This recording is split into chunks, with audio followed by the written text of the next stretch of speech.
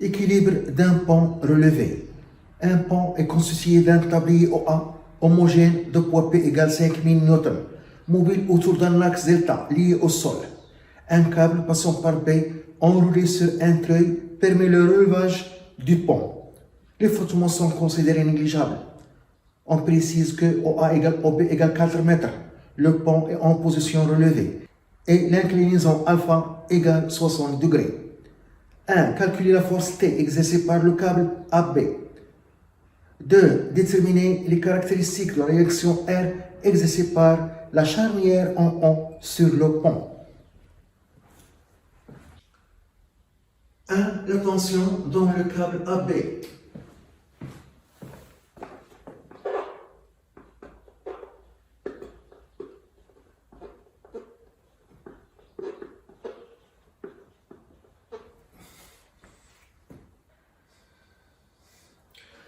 Le schéma, le pont O1 en équilibre. Il est soumis à son poids P, à la tension T de la corde et à la réaction R de la charnière. Puisque le pont O1 est en équilibre, il est soumis à trois forces. Les droites d'action de ces trois forces P, T, R sont concurrentes, passent par le même point. On a d'après donner l'angle alpha ici que fait le pont relevé OA avec la verticale 60 degrés. Et on a ici OA égale OB. On a un triangle isocèle en haut. Donc ici, on a le même angle bêta. Bêta égale 60 degrés, car la somme des angles d'un triangle est 180 degrés. 60 plus 60 plus 60, 180 degrés. Pour trouver la tension dans le câble AB, on applique la condition d'équilibre. La somme des moments de force appliqués est nulle par rapport à l'axe delta qui passe par O. Donc, puisque le pont est en équilibre,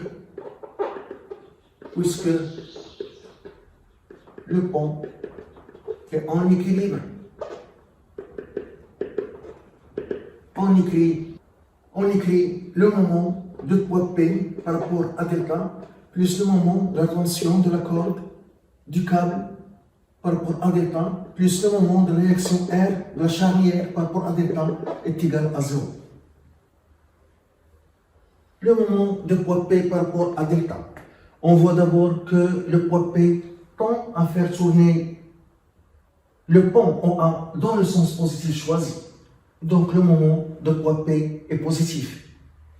Et égale l'intensité de poids P fois la distance entre la droite d'action de poids P et delta. Delta est comme ça. Donc la distance entre la droite d'action de poids P qui est verticale et delta, c'est cette distance. Qui est le côté adjacent de cet angle, qui est 90 moins alpha. Donc, le côté adjacent égale l'hypoténuse qui est OA sur 2 fois cosinus 90 moins alpha. OA sur 2 cosinus 90 moins alpha.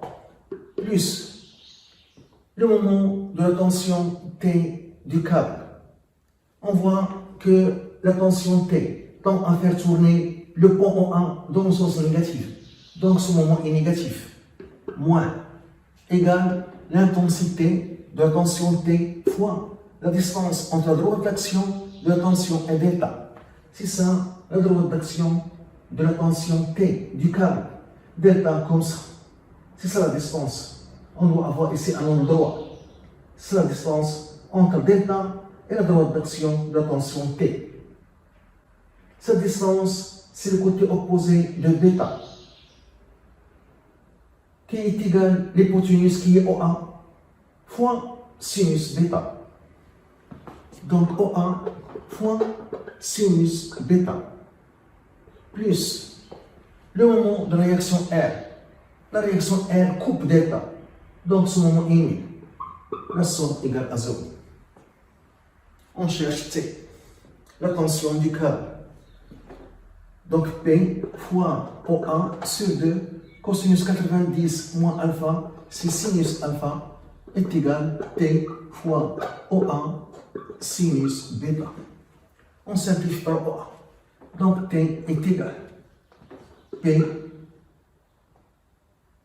fois 1 demi sinus alpha sur sinus bêta. Application numérique P 5000 fois 1 demi sinus 60 degrés sur sinus 60 degrés. On trouve T est égal à 2500 newtons.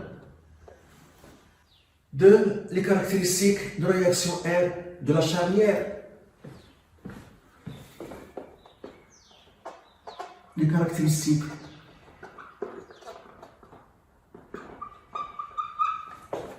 de la réaction R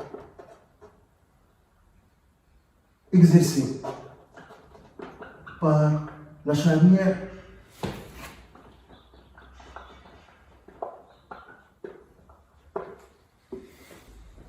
Pour déterminer les caractéristiques de la réaction R exercée par la charnière, on applique la deuxième condition d'équilibre. La somme vectorielle des vecteurs force appliquée est nulle.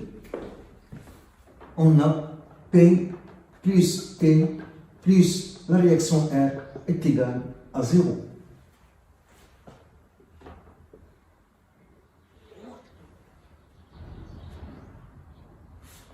Et on fait la projection de cette équation vectorielle dans le repère au X ou Y. Par projection dans le repère O, X, Y. On écrit la projection sur l'axe PX. On écrit PX plus TX plus RX est égal à 0. Et suivant l'axe Y, on écrit PY plus TY plus RY est égal à 0. La coordonnée PX est obtenue par projection de vecteur force P sur l'axe X. C'est ça la direction de l'axe X. P est perpendiculaire à l'axe X. Donc sa projection donne 0. Plus TX. La coordonnée TX est obtenue par projection de vecteur force T sur l'axe X. C'est ça la direction de l'axe X. Horizontale. Donc on fait la projection. On doit avoir ici un angle droit. La projection dans cette longueur qui est le côté adjacent de cet angle. Cet angle, c'est 30 degrés. Car ici on a 90, ici 60. Et la somme des angles d'un triangle est 180 degrés. Donc cet angle, c'est 90 moins 60, qui donne 30 degrés. Si je translate le vecteur force T, la tension, ici, on voit que la projection d'extrémité se trouve dans la région négative. Donc, la coordonnée Tx est négative. Donc, moins. C'est le côté adjacent de 30 degrés, qui est égal à l'hypoténuse qui est T fois cosinus 30 degrés. T cosinus 30 degrés. Plus Rx est égal à 0. La coordonnée PY est obtenue par projection de vecteur force P sur l'axe Y. C'est ça la direction de l'axe Y. La même direction. Donc la projection donne toute la longueur sur l'axe Y. Mais le vecteur force P est J en sens opposé. Donc P égale J négative. Donc c'est moins M fois J. Plus la coordonnée TY est obtenue par projection de vecteur force, la tension T sur l'axe Y. C'est ça la direction de l'axe Y. On projette l'extrémité de la tension T, on doit avoir ici un angle droit. La projection dans cette longueur, qui est le côté opposé de 30 degrés. Et la projection de l'extrémité de la tension T se trouve dans la région positive. Donc, la coordonnée TY est positive. donc est égal T fois sinus 30 degrés. Le côté opposé, c'est l'hypoténuse qui est T fois sinus 30 degrés. Plus RY est égal à 0.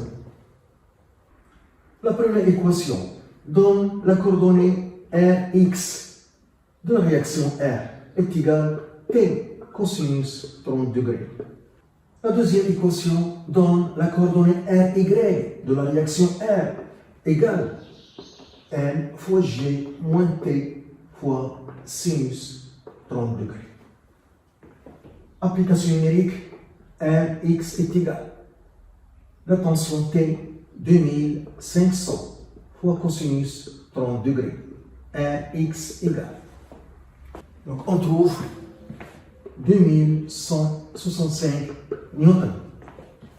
La coordonnée RY est égale MGCP 5000 newtons moins T 2500 fois sinus 30 degrés. On trouve RY égale. On trouve 3750 newtons. L'intensité R est égale à la racine de Rx au carré plus Ry au carré. R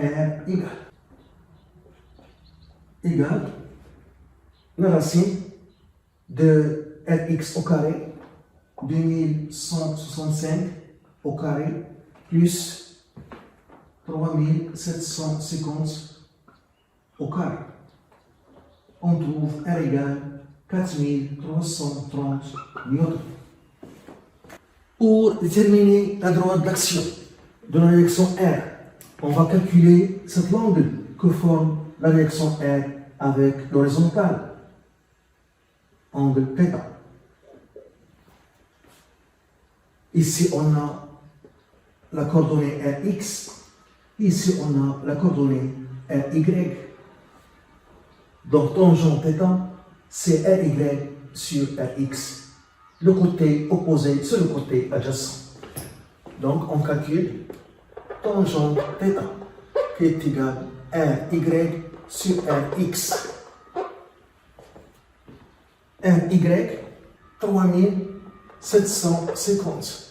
Rx, 2165 est égal. On trouve 1,73. θ est égal tangente moins 1 de 1,113. On trouve θ est égal 60 degrés. La réaction, la droite d'action de la réaction R forme avec l'horizontale l'angle 60 degrés. Donc, les caractéristiques de la réaction R sont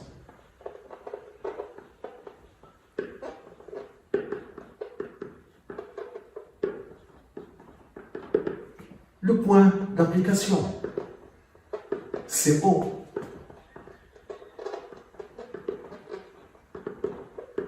Le point O, droite d'action. La droite qui passe par O et forme 60 degrés avec l'horizontale. La droite, passons par O et forme θ égale 60 degrés avec l'horizontale.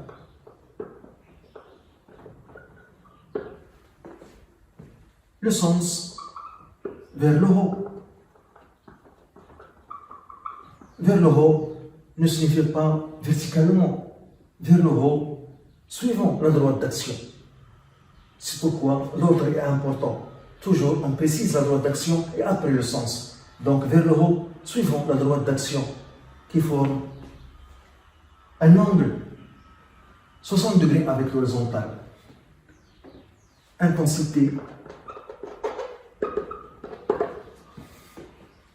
R, déjà calculé, 4330 newtons.